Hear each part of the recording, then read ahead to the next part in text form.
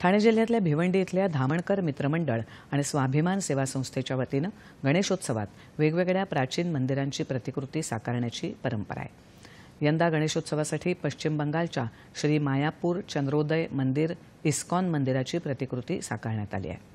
या मंडळात दरवर्षी मुस्लिम बंधुभावानं मोठ्या उत्साहात साजरा करतात। मंडळात गणेशाचं दर्शन घेण्यासाठी येणाऱ्या भाविकांसाठी सर्व सोयीसुविधा आणि सुरक्षेची काळजी घेण्यात आली आहे। मंडळात 28 सीसीटीव्ही कॅमेरे लावण्यात आलेत।